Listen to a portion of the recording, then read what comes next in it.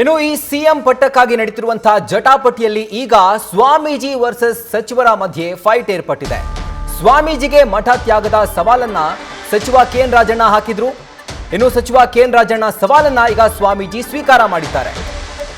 ನಾನು ಕಾವಿ ಧರಿಸಿ ಬರ್ತೀನಿ, ಸ್ವಾಮೀಜಿ ಮಠ ಬಿಟ್ಕೊಡ್ತಾರಾ ಅಂತ ಈ ಪ್ರಶ್ನೆಯನ್ನ ಕೆಎನ್ ರಾಜಣ್ಣ ಸ್ವಾಮೀಜಿಗಳು ಕೇಳಿದ್ರು. ಈಗ ಆ ಒಂದು ಸವಾಲನ್ನ ಸ್ವಾಮೀಜಿ ಸ್ವೀಕರಿಸಿ, ಹೆಂಡತಿ ಮಕ್ಕಳನ್ನ ಬಿಟ್ಟು ಬಂದ್ರೆ ನಾನು ಮಠ ಬಿಟ್ಕೊಡ್ತೀನಿ, ನಾನೇ ಕಟ್ಟಿಸ್ಕೊಡ್ತೀನಿ ಅಂತ ಸ್ವಾಮೀಜಿ ಈಗ ಕೆಎನ್ ರಾಜಣ್ಣಗೆ ಕೌಂಟರ್ ಕೊಟ್ಟಿದ್ದಾರೆ. ಇದ್ರ ಬಗ್ಗೆ ನಮ್ಮ ಪ್ರತಿನಿಧಿ ಮಂಜುನಾಥ್ ಅವರು ಸ್ವಾಮೀಜಿ ಜೊತೆ ಒಂದು ಚಿಚ್ಚಾಟನ ಮಾಡಿದ್ದಾರೆ, ಮಾತುಕತೆ ನಡೆಸಿದ್ದಾರೆ. ಬನ್ನಿ ನೋಡ್ಕೊಂಡು ಬರೋಣ. ಸಿಎಂ ಸ್ಥಾನವನ್ನ ಡಿ.ಕೆ. ಶಿವಕುಮಾರ್ ಅವರಿಗೆ ಬಿಟ್ಕೊಡ್ಬೇಕು ಅನ್ನೋ ಮಾತನ್ನ ಹೇಳಿದಂತ ಚಂದ್ರಶೇಖರ ಸ್ವಾಮೀಜಿಗಳು ನಮ್ಮ ಜೊತೆ ಇದ್ದಾರೆ. ಬನ್ನಿ ಅವ್ರನ್ನೇ ಮಾತಾಡ್ಸ್ತಾ ಹೋಗೋಣ. ಸ್ವಾಮೀಜಿಗಳು, ತಾವು ಇವತ್ತು ಡಿ.ಕೆ. ಶಿವಕುಮಾರ್ ಅವರಿಗೆ ಸಿಎಂ ಸ್ಥಾನವನ್ನ ಬಿಡಬೇಕು ಅನ್ನೋ ಒಂದು ಮನವಿಯನ್ನ ಸಿಎಂ ಸಿದ್ದರಾಮಯ್ಯ ಅವ್ರಿಗೆ ಮಾಡಿದ್ರಿ. ಅದಕ್ಕೆ ಟಕ್ಕರ್ ಕೊಡುವಂತೆ ಸಚಿವ ಕೆಎನ್ ರಾಜಣ್ಣ ಅವರು ಒಂದು ಮಾತನ್ನ ಹೇಳಿರುವಂಥದ್ದು, ತಾನು ಕೂಡ ಕಾವಿ ತೊಟ್ಟು ಬರ್ತೇನೆ, ತಮ್ಮ ಒಂದು ಏನು ಪೀಠ ಏನಿದೆ ಅದನ್ನ ಬಿಡ್ತೀರಾ ಅನ್ನೋ ಒಂದು ನೇರ ಸವಾಲನ್ನ ತಮಗೆ ಹಾಕಿರುವಂಥದ್ದು. ಆತ್ಮಪೂರ್ತಿಯಾಗಿ ಹೆಂಡತಿ ಮಕ್ಕಳು ಮನೆ ಮಠ ಎಲ್ಲ ಅದನ್ನ ಬಿಟ್ಟು ಬಂದರೆ ಅವ್ರಿಗೊಂದು ಮಠ ಮಾಡಿಕೊಡ್ತಕ್ಕಂಥದ್ದು ನಮ್ಮ ಜವಾಬ್ದಾರಿ. ಅವ್ರು ಕೇಳ್ತಾ ಇರುವಂಥದ್ದು ತಾವು ಇರುವಂಥ ಒಂದು ಪೀಠವೇ ಅದನ್ನೇ ಕೊಡೋಣ ಬಿಡಿ ಅಂದರೆ. ಹಾಂ, ನೀವೇನು ಕೇಳ್ತಾ ಇದ್ದೀರಾ ಅದನ್ನೇ ಕೊಡೋದು. ತಾವು ರೆಡಿ ಇದ್ದೀರಾ? ಹಾಂ, ರಾಜಣ್ಣ ಅವ್ರಿಗೆ ಆಹ್ವಾನ ಕೊಟ್ಬಿಡಿ ಗುರುಗಳ. ರಾಜ ಅವನ್ನ ಯಾವ ತರಲೆ, ಅವನ ಮಾತಲ್ಲಿ ತೂಕ ಇಲ್ಲ, ಏನೂ ಇಲ್ಲ. ಅವನ್ನ ಹೇಗೆ ನಾವು ಇದು ಮಾಡೋದು? ಅವನ ಯೋಗ್ಯತೆಯೇ ಇಲ್ಲ ಮಾತಾಡೋದಕ್ಕೆ. ಕಾರಣ ಏನಿರ್ಬೋದು? ತಮ್ಮ ಮೇಲೆ ಏನಾದರೂ ಅಸಹನೆ ಇದೆಯಾ ರಾಜಣ್ಣ ಅವ್ರಿಗೆ? ನಾನು ಅವ್ನು ನೋಡೇ ಇಲ್ವಲ್ಲ,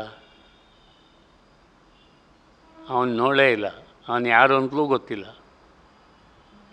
ತಮಗೆ ಈ ರೀತಿ ಒಂದು ಸವಾಲನ್ನು ಹಾಕಿರುವಂಥ ರಾಜಣ್ಣ ಅವ್ರಿಗೆ ತಾವು ಏನು ಹೇಳಕ್ಕೆ ಇಷ್ಟಪಡ್ತೀವಿ? ಅವನು ಚಪಲವಾದಂಥ ಬಾಯಿ, ಏನಾದರೂ ಒದರಬೇಕು, ಒದರುತ್ತಾ ಇದ್ದಾನೆ. ಇದಕ್ಕೂ ಅದಕ್ಕೂ ಅವನದಕ್ಕೂ ಸಂಬಂಧ ಇಲ್ಲ, ಆದರೂ ಸುಮ್ಮನೆ ಒದರುತ್ತಾ ಇರ್ತಾರೆ. ಈಗ ರಾಜಣ್ಣ ಅವರು ಕಾವಿ ತೊಟ್ಟು ಬಂದರೆ ತಾವು ಒಂದು ಪೀಠವನ್ನು ಮಾಡಿಕೊಡ್ತೀರಾ ಅವ್ರಿಗೆ? ಹೌದು.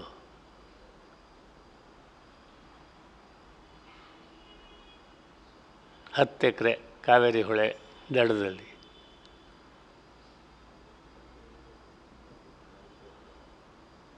ಯಾವ ಕಾರಣಕ್ಕೆ ಈ ರೀತಿ ಒಂದು ಮಾತನ್ನು ರಾಜಣ್ಣ ಅವರು ಹೇಳಿರ್ಬೋದು ಗುರುಗಳ?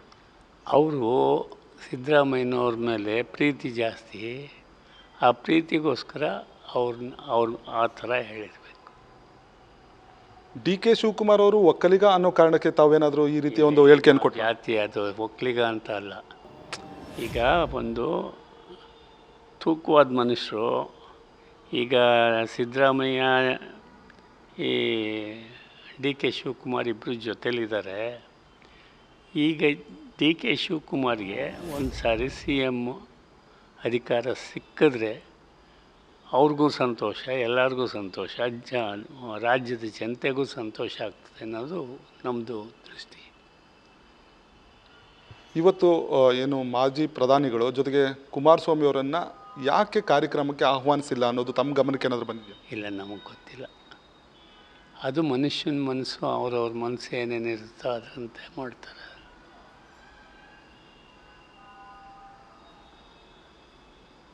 ಯಾವ ಉದ್ದೇಶವನ್ನು ಇಟ್ಕೊಂಡು ತಾವು ಈ ಒಂದು ಹೇಳಿಕೆಯನ್ನು ಇವತ್ತು ಕೊಟ್ಟಿರುವಂಥದ್ದು ಗುರುಜಿ? ಇವತ್ತು ನಾವು 3-4 ದಿವಸದಲ್ಲೇ, ಬಹಳ ದಿವಸದಿಂದ ಡಿ.ಕೆ. ಶಿವಕುಮಾರು ಸಿ ಎಮ್ ಆಗಬೇಕು ಅಂತಕ್ಕಂಥದ್ದು ಅವ್ರ ಮನದಾಳದ ಇಚ್ಛೆ ಇರೋದ್ರಿಂದ ದೇವರು ಅವ್ರಿಗೆ ಒಂದು ಸಾರಿ ಮುಖ್ಯಮಂತ್ರಿ ಮಾಡಿಬಿಟ್ರೆ ಅವ್ರ ಇಚ್ಛೆ ಈಡೇರ್ತದೆ, ಆಮೇಲೆ ಬೇರೆಯವರಾಗ್ಬೋದು ಅಂತಕ್ಕಂಥ ದೃಷ್ಟಿಯಿಂದ ನಾವು ಹೇಳುತ್ತೆ. ಒಕ್ಕಲಿಗರಿಗೆ ಸಿ ಎಂ ಸ್ಥಾನವನ್ನು ಕೊಡಬೇಕು ಅನ್ನೋದು ಚರ್ಚೆ ಆಗ್ತಿರೋವಂಥದ್ದು. ಆದರೆ ಈಗ ಲೋಕಸಭಾ ಚುನಾವಣೆಯಲ್ಲಿ ಕಾಂಗ್ರೆಸ್ಗೆ ಒಕ್ಕಲಿಗರ ಮತ ಬರಲಿಲ್ಲ ಅನ್ನೋದು ಇನ್ನೊಂದು ಕಡೆ ಚರ್ಚೆ ಆಗ್ತಿರುವಂಥ ವಿಚಾರ. ಅದು ಯಾರ್ದು ಬಂತು ಯಾರ್ದು ಬರಲಿಲ್ಲ ಗೊತ್ತಿಲ್ಲ. 1ರಿಂದ 9ಕ್ಕೆ ಬಂದಿದೆ ಅಂತ ಮಾತಾಡ್ತಾಯಿದ್ರು. ಅಂದರೆ ಈಗ ಮುಖ್ಯವಾಗಿ ಒಕ್ಕಲಿಗರು ಹಾಕಿದಾರಾ ಇಲ್ವಾ ಅದು ಗೊತ್ತಿಲ್ಲ. ಡಿ.ಕೆ. ಅವರು ಒಂದು ಸಾರಿ ಮುಖ್ಯಮಂತ್ರಿ ಆಗಬೇಕು ಅಂತಕ್ಕಂಥದ್ದು ನಮ್ಮ ಅಭಿಪ್ರಾಯ.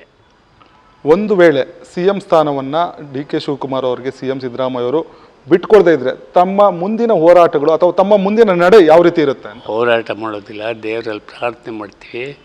ಅಪ್ಪ ಧರ್ಮವಾಗಿ ನೀನು ನಡೆಸು, ಈ ಥರ ಒಬ್ಬರಿಗೆ ಪಕ್ಷಪಾತ ಮಾಡಬೇಡ, ಒಬ್ಬರೇ ತಿನ್ಕೊಂಡು ಒಬ್ಬರೇ ಬದುಕೋಕ್ಕೆ ಮಾಡಬೇಡ, ಎಲ್ಲರೂ ಬದುಕಲಿ ಅಂತ ದೇವರಲ್ಲಿ ಪ್ರಾರ್ಥನೆ ಮಾಡ್ತೀವಿ. ಆ ದೇವ್ರಿಗೂ ಹೋಗ್ಬಿಟ್ರೆ ಭಗವಂತ ಮನಸ್ಸು ಮಾಡಿದ್ರೆ ಏನು ಬೇಕಾದರೂ ಆಗ್ತದಲ್ವ. ಕೊನೆಯದಾಗಿ ಸ್ವಾಮೀಜಿಗಳೇ, ತಾವು ರಾಜಣ್ಣ ಅವರಿಗೆ ಏನನ್ನ ಹೇಳೋದಕ್ಕೆ ಇಷ್ಟಪಡ್ತೀರ? ರಾಜ ಅವನು ತೂಕವಾದ ಮನುಷ್ಯನೇ ಅಲ್ಲ, ಅವನ ಹತ್ರ ನಾವು ಏನು ಮಾತಾಡೋದಕ್ಕೆ ಹೋಗೋದಿಲ್ಲ. ಈಗ ನಾಳೆ ಬಂದರೆ ಯಾವ ರೀತಿ ವ್ಯವಸ್ಥೆಗಳೇನಾದರೂ ಮಾಡ್ಕೊಡ್ತಿರೋದು? ಯಾರು ಬಂದರೆ? ರಾಜಣ್ಣವರು ಈಗ ನಾಳೆ ಬಂದರೆ ಕಾವಿ ತೊಟ್ಟು ಬರ್ತೀನಿ, ಪೀಠವನ್ನು ಬಿಡ್ತಾರಾ ಅಂತ ಒಂದು ಪ್ರಶ್ನೆ ನೇರವಾಗಿ ತಮ್ಮನ್ನು ಕೇಳಿದ್ದಾರೆ. ತಾವು ಒಂದು ವೇಳೆ ಅವ್ರು ಬಂದರೆ ಜಾಗ ಮಾಡಿಕೊಡ್ತೀವಿ. ಅವರು ನೀವು ಜಾಗ ಕೇಳ್ತಿಲ್ಲ, ನೀವು ಇರುವಂಥ ಪೀಠವನ್ನೇ ಕೇಳ್ತೀವಿ. ಪೀಠನೇ ಕೊಡೋದು, ನಿಮ್ಮ ಪೀಠವನ್ನು. ಹಾಂ ನಿಮ್ಮ ಪೀಠ ಬಿಟ್ಕೊಡ್ತೀರ? ಹಾಂ ಹೇಳ್ಬಿಡಿ ನೀವೇ ಒಮ್ಮೆ. ಅವ್ನಿಗೆ ಯಾಕೆ ಹೇಳಬೇಕು? ನಮ್ಮ ಹತ್ರ ಅವನೇನು ಮಾತಾಡಿಲ್ವಲ್ಲ, ನೀವು ಕೇಳ್ತಾ ಇರೋದು, ಅವನು ಕೇಳ್ತಾ ಇಲ್ಲ. ಅಲ್ಲ, ಅವರು ಬಹಿರಂಗವಾಗಿ ಹೇಳಿದ್ದಾರೆ, ತಾವು ಕೂಡ ಒಂದು ಬಹಿರಂಗವಾಗಿ ಆಹ್ವಾನ ಕೊಟ್ಬಿಡಿ ಅವರಿಗೆ. ಅದು ನಮಗೆ ಗೊತ್ತಿಲ್ಲ, ನೀವು ನಮ್ಮ ಹತ್ರ ಕೇಳ್ತಾ ಇರೋದ್ರಿಂದ ನಾವು ನಿಮ್ಗೆ ಹೇಳ್ತಾ ಇದ್ದೀವಿ. ಅವನು ಹೇಳ್ಕೊಂಡ್ರೆ ಅದು ಅವನಿಗೆ ಸೇರಿಕೊಂಡದ್ದು, ಅವನಿಗೂ ನಮಗೂ ಯಾವುದೂ ಸಂಬಂಧ ಇಲ್ಲ.